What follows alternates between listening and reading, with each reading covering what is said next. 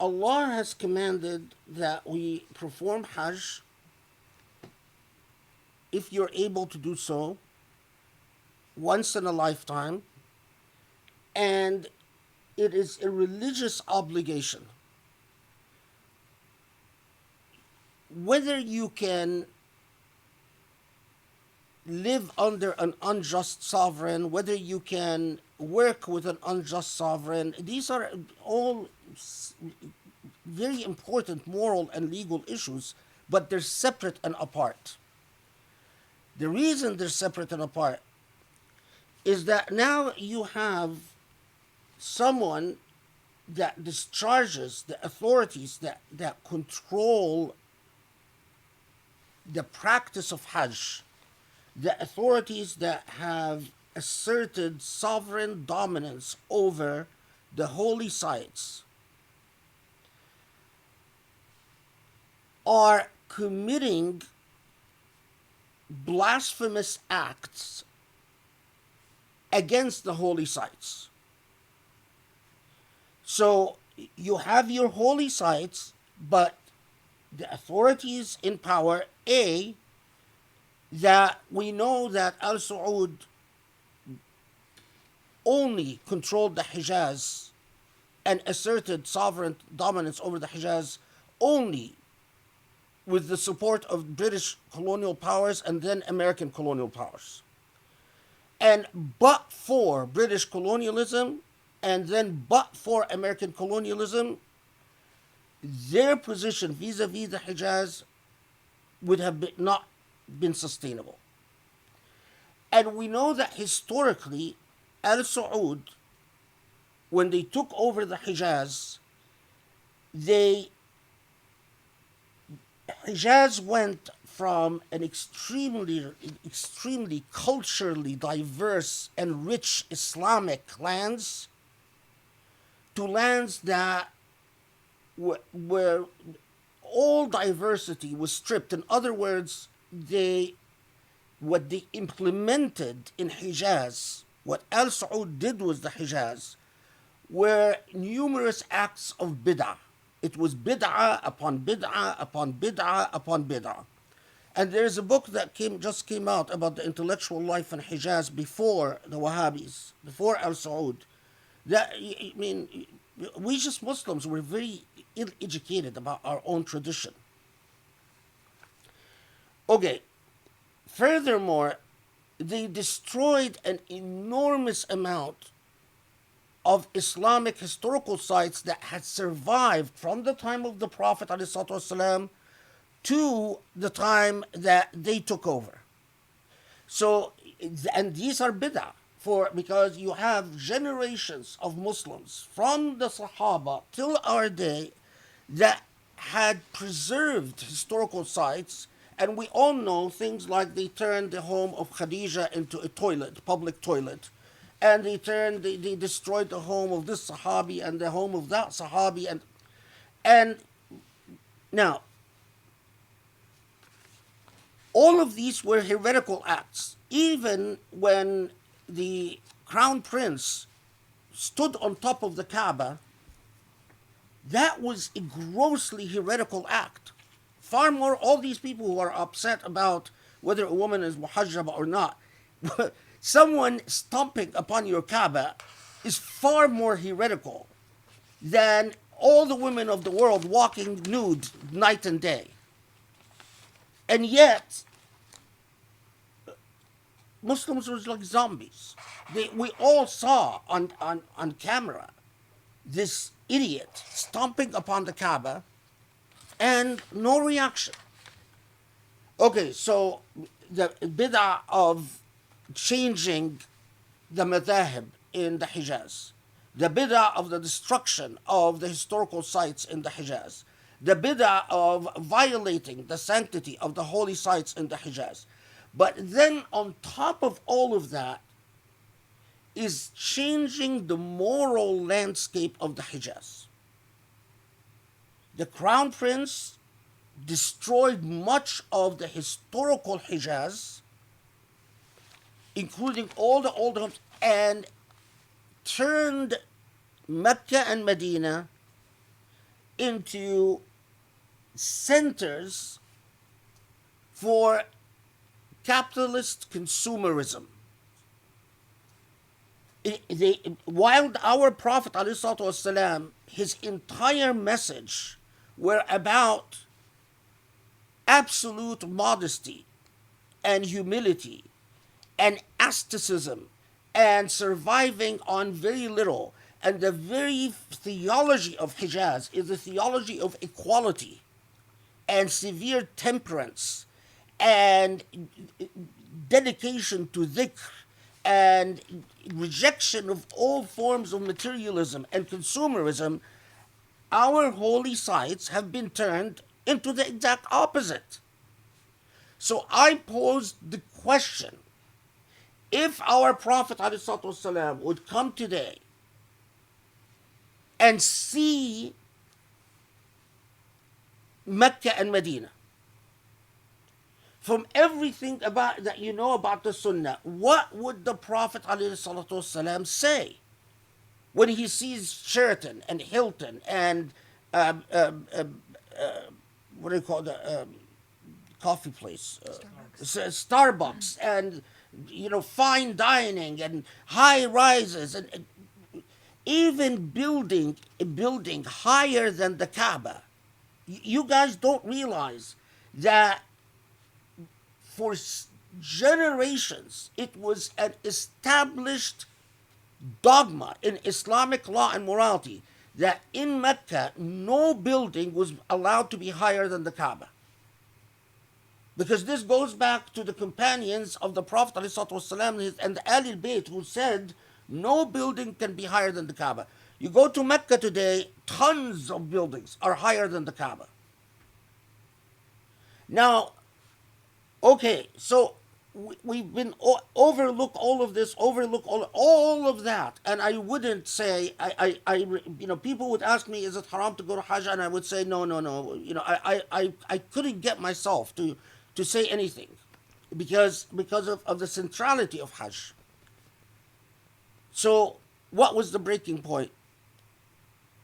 The breaking point is when you allow a well-known Islamophobic company with investors that are known as Hindu nationalists and a part of Modi's political party that are openly, unapologetically Islamophobic, that have committed genocidal crimes against Muslims in India. And you come and you tell them, here, profit from the Hajj. You contract them.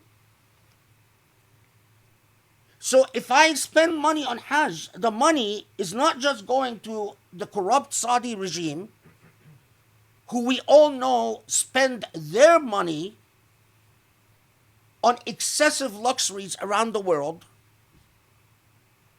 I'm spending Hajj money. This Hajj money goes to Al Saud family. What does the Al Saud family do with this Hajj money? Spend it on prostitutes in Paris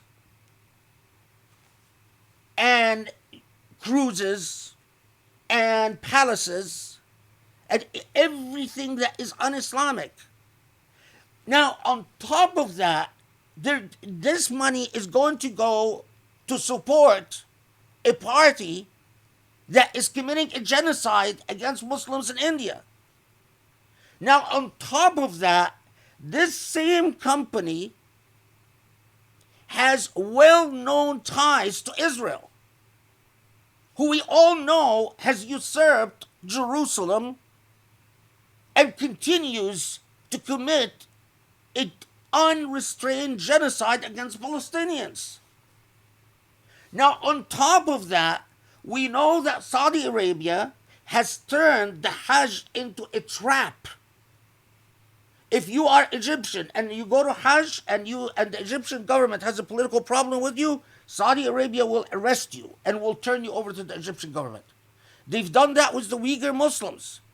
Poor Chinese Muslims who have gone to Hajj were arrested and then the Mufti of Saudi Arabia issues a fatwa saying it is halal, halal, halal to do so. To arrest the Chinese Muslims and turn them over to the Chinese government.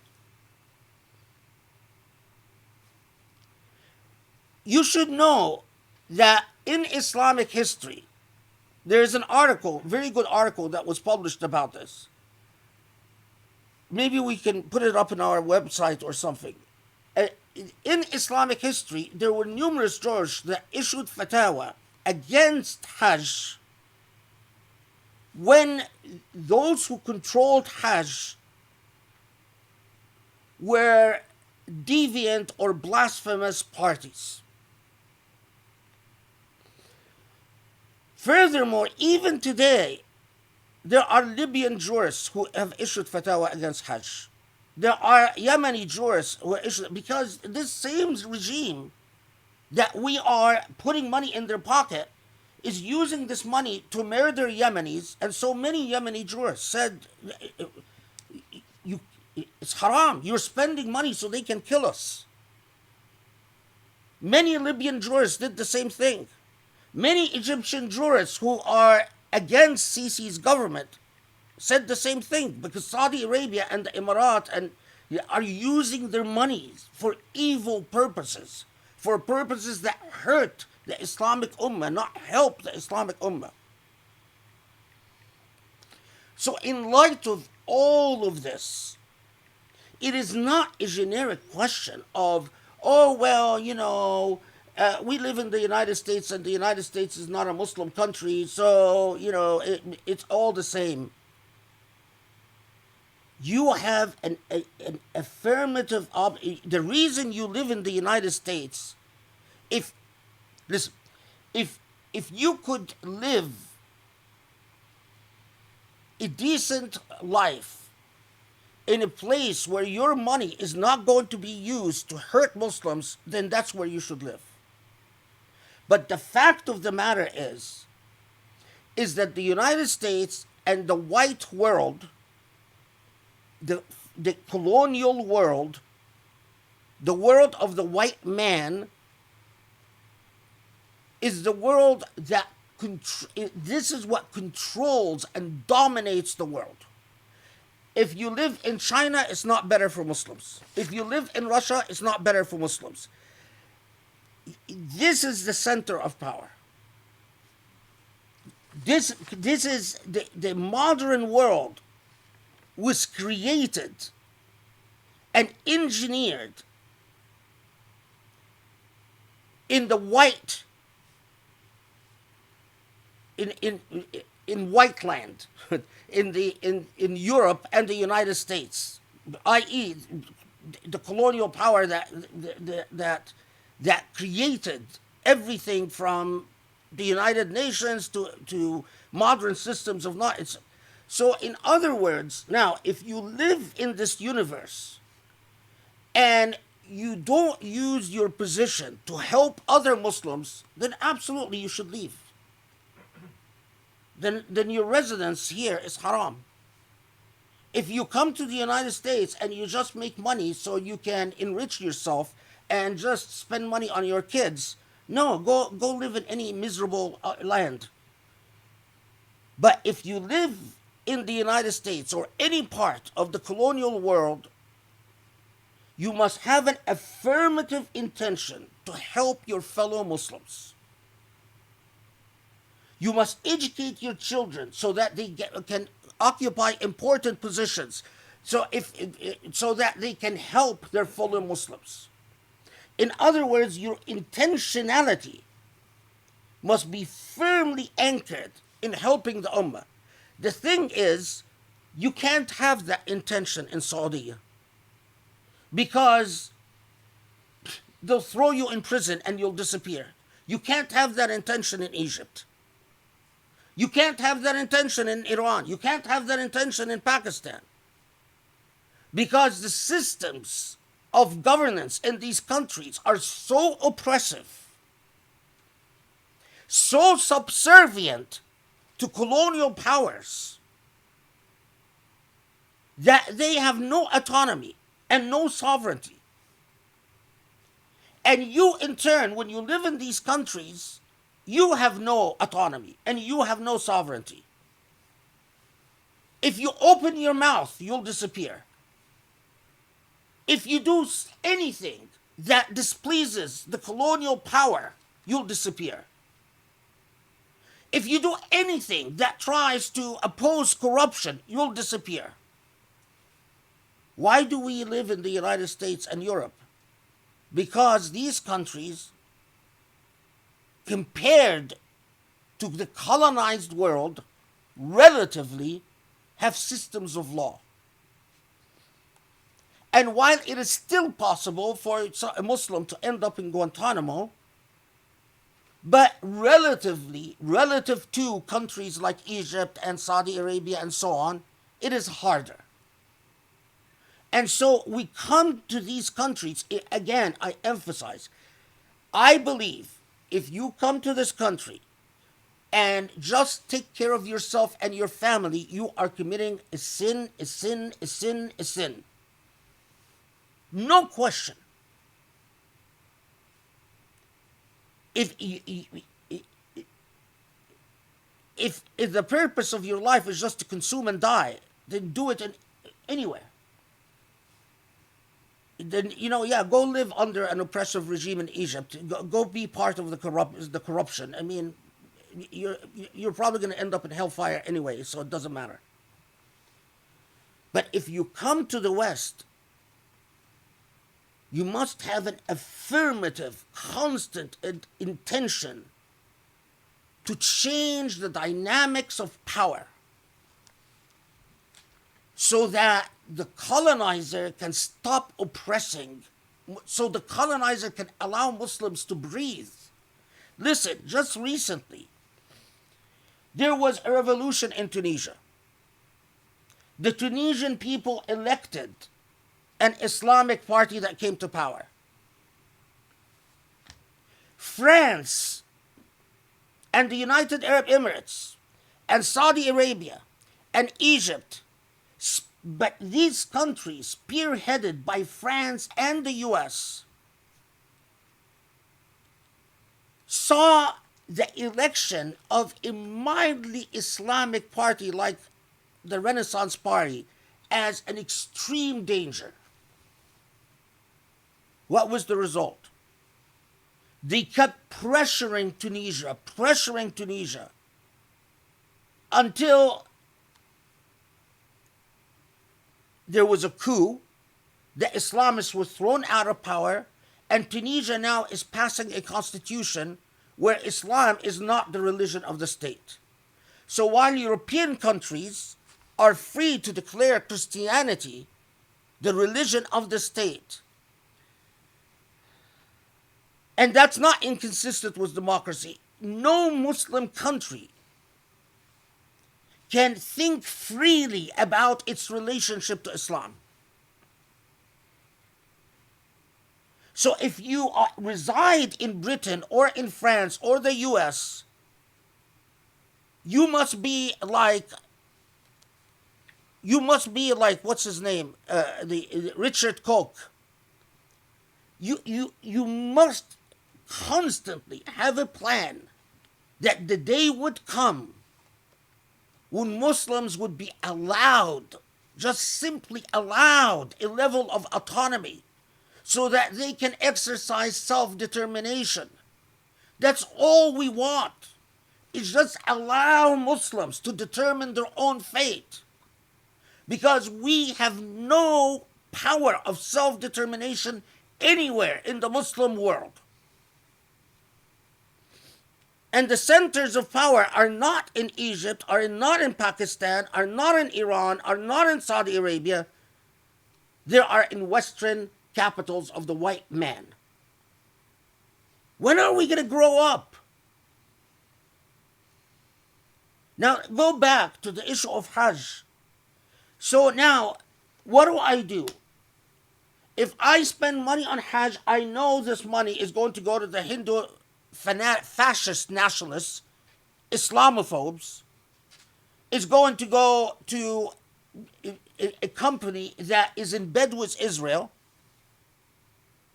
It's going to go to one of the most corrupt ruling families that history has seen anywhere. Al Saud have been a curse unlike any other upon Muslims. So what do I do? My answer is, which is what jurists throughout Islamic history that have issued fatwa telling Muslims to abstain from Hajj when things were so bad, is that you have an obligation, the legal obligation. You must always have the intention, sincere intention, that Allah, if the circumstances would change, I would promptly go to Hajj. Unable to do so in your lifetime, because Al Saud will probably be in power for as long as the Israelis and the Americans want them to be in power. We have no self-determination. We have no self-determination. So then you calculate how much money you would have spent on Hajj. Let's say $20,000. Then this money that would have been spent on Hajj, you take and you spend as a sadaqah to help the victims of oppressive regimes, the victims of Saudi oppression, Emirati oppression, Israeli oppression, Indian oppression, Chinese oppression. So it is not that you just say, okay, well, I don't have to worry about Hajj. No, you calculate the money and you must spend that money. And with Allah, you say, Allah, I wasn't able to go to Hajj for reasons that you know, but here is the money that I would have spent on Hajj. Instead of giving it to the zalimun, giving it to the unjust, I'm giving it to the victims of injustice. And inshallah with that, Allah would accept your excuse and forgive the fact that you are unable to go to Hajj. It kills me because to see the land of our Prophet, it blows my mind, those people who'd like to pretend to be Salafis and pretend to be Sunnis and pretend to follow the Sunnah of the Prophet ﷺ. Don't you read but texts? I mean, you love to pretend that you follow the hadith. Don't you read the descriptions of Mecca in Bukhari or Muslim or any of the books of hadith?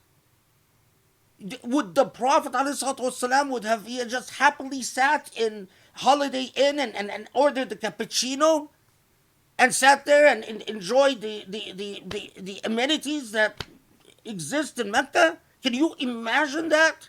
Can you imagine any of the companions, Umar ibn Khattab or Abu Bakr or Ali bin Abi Talib, sitting there and in Starbucks and ordering? What craziness are we doing?